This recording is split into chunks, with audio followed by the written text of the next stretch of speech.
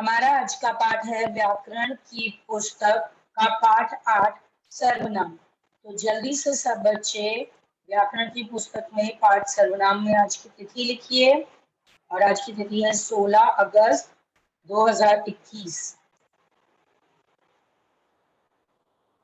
अब हर्षिका को अपनी दीदी के बारे में, अपनी मम्मी को, अपनी माता जी को कुछ बताना है। तो हर्षिका दो तरीके से अपनी बात बोल सकती है। पहला तरीका, मम्मी अनुष्का दीदी मेरे साथ घूमने जा रही हैं। मम्मी अनुष्का दीदी ने मेरा हाथ रास्ते में नहीं पकड़ा। मम्मी अनुष्का दीदी ने मेरे को बहुत सारा सामान दिलवाया। मम्मी अनुष्का दीदी तो बहुत अच्छी हैं। मम्मी अनुष्का दीदी ने मेरा बहुत ध्यान रखा। दूसरा तरीका, मम्मी अनुष्का दीदी और मैं घूमने गए। उन्होंने पूरा रास्ता मेरा हाथ पकड़े रखा।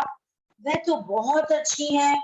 उन्होंने मुझे बहुत सारा सामान दिलवाया और उन्होंने मेरा बहुत ध्यान रखा। आपका समय शुरू होता है अब। आपको पहले वाक्य ज्यादा अच्छे लगे सुनने में या दूसरे, लिखिए चैट बॉक्स में। आपको एक शब्द में अपना उत्तर लिखना है, फर्स्ट या सेकंड। सभ्य को सेकंड, आफिया को सेकंड ठीक लगा, शौर्य को सेकंड ठीक लगा। ज्यादातर बच्चे को दूसरे तरीके के वाक्य अधिक अच्छे लगे। क्यों?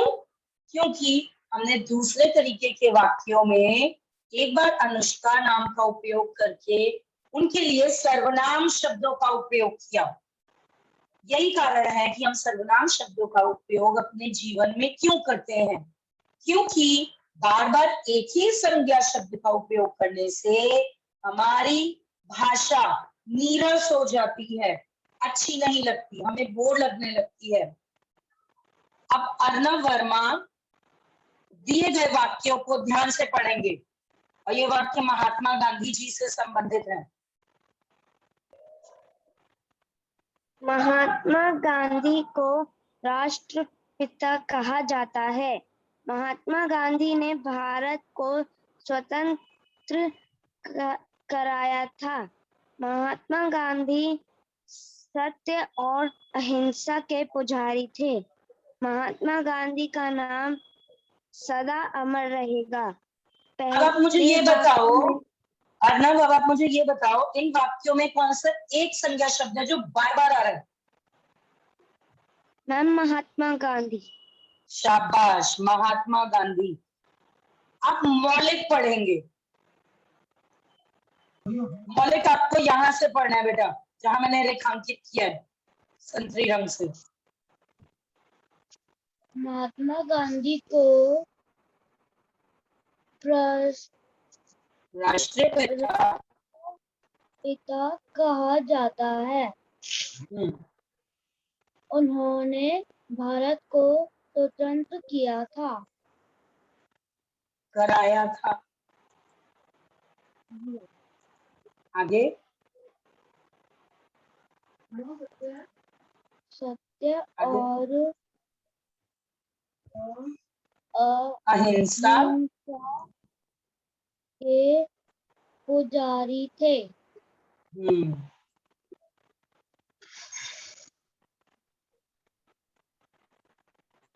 उनका नाम सदा अमर रहेगा। शाबाश। अब जहां हमने पहले दिए गए वाक्यों में बार बार महात्मा गांधी देखा, वहीं पे दूसरे हिस्से में एक बार महात्मा गांधी शब्द का उपयोग करके उसके बाद हमने उनके लिए अनेक सर्वनाम शब्दों का उपयोग किया, जैसे उन्होंने, वे, उनका। तो सर्वनाम का अर्थ क्या होता है? सर्वनाम की परिभाषा को सभी बच्चे रेखांकित करेंगे। संज्ञा के स्थान पर जिन शब्दों का प्रयोग किया जाता है वे सर्वनाम कहलाते हैं। मैं दोहराना चाहूंगी, संज्ञा के स्थान पर जिन शब्दों का प्रयोग किया जाता है वे सर्वनाम कहलाते हैं। जैसे मैं, तुम, वह, तुम्हारा, आप, इनका, उनका, उनकी, उनके इत्यादि। मैं आपको मैं आपको एक वाक्य दूंगी, उस वाक्य में से संज्ञा शब्द को हटा के आपको सर्वनाम शब्द लगा के मुझे वापस मेरा वाक्य देना, ठीक है? माता जी घर वापस आ गई।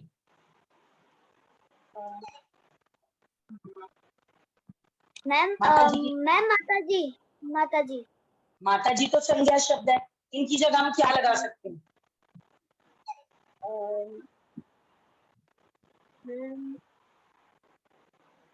मैम वह हाँ, वह घर वापस आ गई। मैं और मेरा परिवार शादी में गया। अभी मैं तो इसमें सर्वनाम शब्द है, लेकिन परिवार शब्द तो संज्ञा है, तो उसकी जगह हम क्या लगा सकते हैं? मैम मैं और शाबाश, हम सब शादी में गए। शाबाश। अब हम देखेंगे सर्वनाम के कितने भेद होते हैं। सर्वनाम के 6 भेद होते हैं। रेखांकित करिए सभी भेदों के नामों को। सर्वनाम के 6 भेद होते हैं।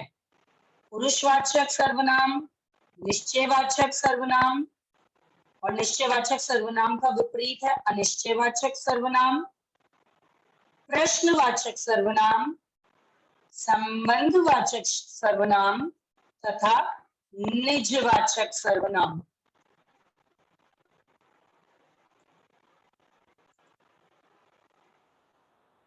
पुरुषवाचक सर्वनाम में हम उन शब्दों का, उन सर्वनाम शब्दों का उपयोग करते हैं जो हम अपने लिए उपयोग करते हैं, जैसे मैं, मेरा, मेरी, मेरे, मैंने। उसे, उसने, उसको, उसका, उसकी, उसे।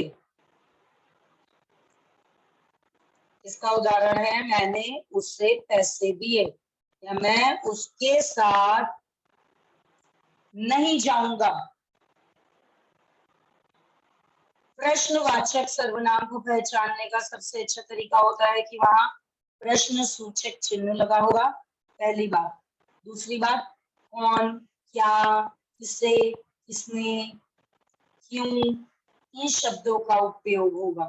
तो जो एक एक उदाहरण मैम लिख रही हैं वो आप भी लिखिए उसी स्थान पे जहां मैम लिख रही है। निश्चयवाचक सर्वनाम, जब हमें पता है कि हम किस संज्ञा वस्तु के लिए सर्वनाम का उपयोग कर रहे हैं, जैसे कि देवांगी शर्मा बोल सकती है मेरे साथ मेरा भाई बैठा है, या मेरे साथ वह बैठा है, तो वह क्या हो गया? निश्चयवाचक सर्वनाम, क्योंकि आपको पता है आपने सर्वनाम शब्द किस संज्ञा के लिए उपयोग किया। अब अगर इसी बात को मानविक बोलेगा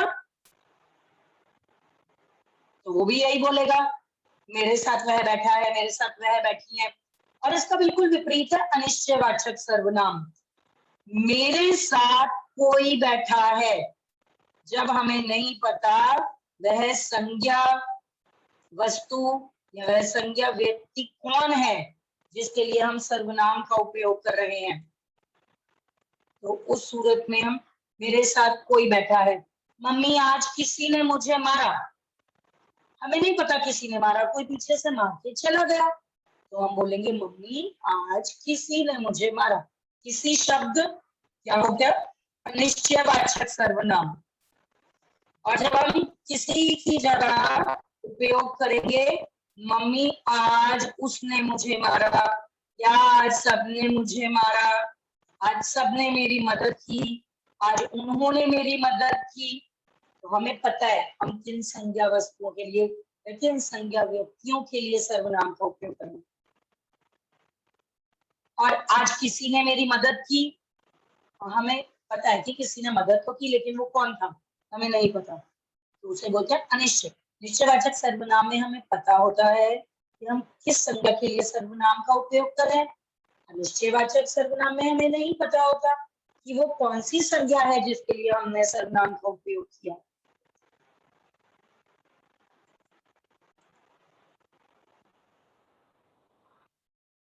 शुभी, पुरुषवाचक सर्वनाम की परिभाषा पढ़िए बेटा।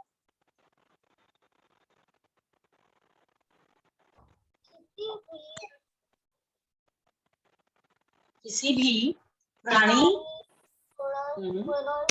का बोध करने वाले सर्वनाम शब्द पुरुषवाचक सर्वनाम है, जैसे तो, वह, हम आदि। शाबाश। शौर्य त्रिपाठी, निश्चयवाचक सर्वनाम की परिभाषा पढ़िए। जो सर्वनाम शब्द किसी निश्चित व्यक्ति या वस्तु का बोध कराए उसे निश्चयवाचक सर्वनाम कहते हैं, जैसे वह, ये, वे आदि। बहुत बढ़िया। मैम एग्जांपल भी। हाँ जी बेटा। उन्नति पढ़ेंगी अनिश्चयवाचक सर्वनाम की परिभाषा। उन्नति। हेमंत भल्ला, अनिश्चयवाचक सर्वनाम की परिभाषा। जो सर्वनाम शब्द किसी निश्चित व्यक्ति, वस्तु, स्थान आदि का बोध नहीं कराते वे अनिश्चयवाचक सर्वनाम कहलाते हैं, जैसे कोई, कुछ, किसी, किन्हीं आदि। शाबाश। किसी ने मेरा खाना खा लिया। माताजी, कोई आया है। किसी ने दरवाजा खटखटाया। और जब हमें पता हो मम्मी वह आ गए, सबने मेरी मदद की। माताजी आज वह बना रही है। और जब हम बोलेंगे कुछ बना रही है, अर्थात हमें नहीं पता कि वह क्या पका रही है, तो वह अनिश्चयवाचक सर्वनाम हो गया। सोनिका पाल, प्रश्नवाचक सर्वनाम की परिभाषा पढ़ो बेटा। प्रश्नवाचक, जो सर्वनाम शब्द वाक्य की प्रश्न पूछने के, जो सर्वनाम शब्द प्रश्न पूछने के, जो सर्वनाम शब्द प्रश्न पूछने के काम आते हैं, आते हैं वह प्रश्नवाचक कहलाते हैं। जैसे